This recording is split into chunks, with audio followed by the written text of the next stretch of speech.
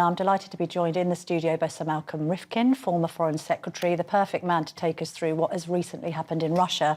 Sir Malcolm, lovely to see you this morning. Thank you very much. What's your initial reaction to what's gone on over the last 24 to 48 hours? Well, 24 hours ago, I would have said this is the most extraordinary event that has happened, but I was wrong. 24 hours later, it's even more extraordinary, because Putin, by his lack of real leadership, has totally humiliated himself. Yesterday morning, he came on in the Kremlin, speaking to the Russian people, saying this was treason, this is mutiny, they will be crushed, Prigozhin will be arrested and dealt with properly.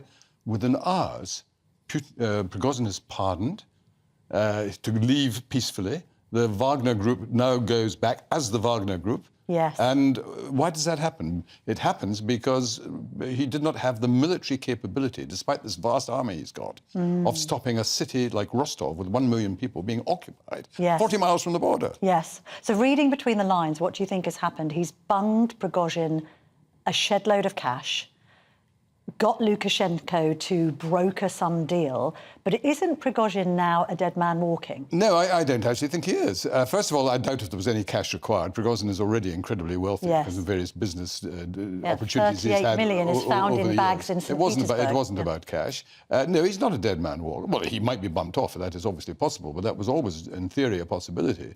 And Prigozhin is not the issue. Forgive me, because the real issue is whether Putin's authority has been totally destroyed. It was already on the slide because of the failures in the Ukraine war. Now, what was extraordinary yesterday, when he made his great speech in the Kremlin, he compared what was happening to 1917. Yes. And why? Because 2 years later, he said the Tsar was overthrown, as if he was the Tsar. And, well, in a sense, predicting his own demise if this wasn't done. What a spectacular own goal. But why would he say that? He's lost the plot. He's losing it. But what do you put that down to? Too long in power? Not well? Yes. Uneasy is the head that wears the crown. He's a one-man band.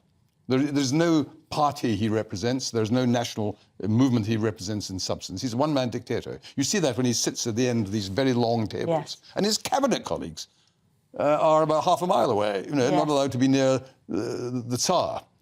So when you're in that situation, your judgment becomes slowly warped. He's not crazy.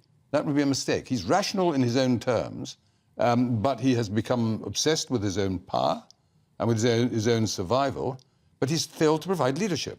It's been known for months that Prigozhin was a menace to him. Yes. Prigozhin was slagging out his defense minister, his chief of staff, in the most crude, calling Putin, terms. I think yesterday, granddad. Well, he never deliberately attacked Putin, but it was obvious if you are condemning the way the war is being run, and it's Putin's war, and he has the overall control, you may attack the defense minister or the chief of staff. It's actually Putin indirectly you're attacking.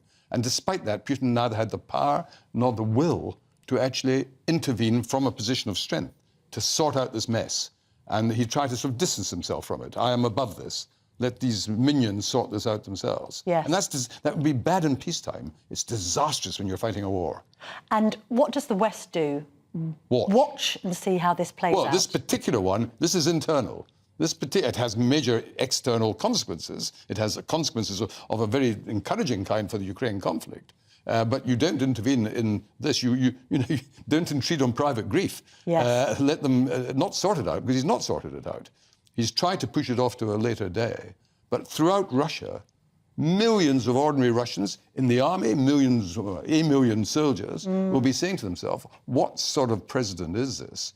When you have an invasion of Russia itself, a city of 1 million people, 40 miles from the border, and there aren't even any Russian troops in between. But are the Russian people ready for change? We are always told, and it's historically correct, that Russians, partly because of their history and their culture, like strong leadership.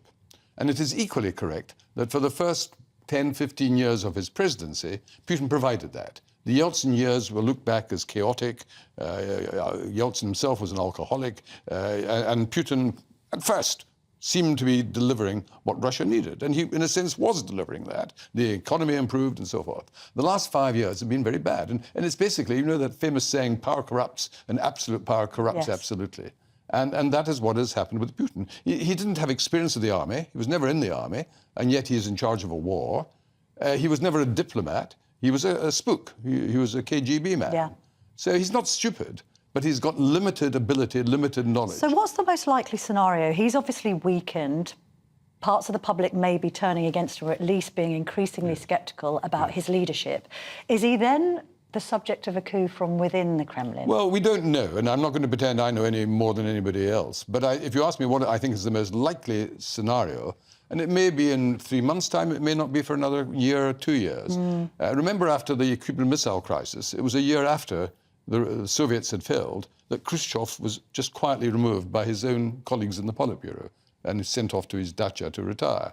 Now, at some stage, and it could be, these things tend to accelerate once the process begins, at some stage, a group of the most senior Russians around Putin, it's not going to be a popular uprising. No. It's not going to be the army over a military coup. Yeah. It'll be a mixture of some generals, some FSB, intelligence agency people, some of the oligarchs, and they will say, Comrade Vladimir, we think it's time perhaps for you to retire to your dacha. Tap on a shoulder. A tap on the shoulder. And if you're one man, however many people you've got protecting you, once they stop wanting to protect you, there's nothing you can do about it. And so, Malcolm, finally, where does this leave President Zelensky and the Ukraine war, do you think? I mean, Wagner now goes back to support the Russian troops.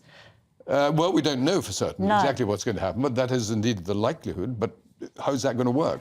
No, where we probably go from here, in terms of Ukraine, the Ukrainians are already in their counteroffensive. That was always going to be very difficult because it's much easier to defend than to recover ground in an offensive, because the enemy digs in, and that's indeed what we're seeing at the moment. What's happened in the last 24 hours will certainly make it a lot easier. Another blow to the morale of the Russian troops, another opportunity for the Ukrainians to identify points of weakness. When you have a momentum on your side, and when you have huge morale on your side, then that usually accounts for a lot. Now, that doesn't necessarily mean they're going to sweep the Russians out of Crimea, but my best guess would be in the next 2 or 3 months, they will recover a significant amount of lost territory. The big prize will be if they can get back to the Sea of Azov, and cut the land bridge between Russia and Crimea. That's the most likely objective that they have. I want the just briefest answer to the next question very quickly, because you are Foreign and former Defence Secretary. This blocking by Biden of Ben Wallace being head of NATO, was it a bad decision? It wasn't Biden's decision. It's presented by the Daily Telegraph that way, and it's a silly headline. Daily Telegraph? It's a silly, right about everything all the time. So well, it was a silly headline because nobody is against Ben Wallace. He's a great guy. The Americans think he would be a perfectly good Secretary General, but there was a growing... It's got to be unanimous of all 30 member states, and a lot of countries wanted somebody either from Eastern Europe or perhaps a woman as Secretary General for the first time.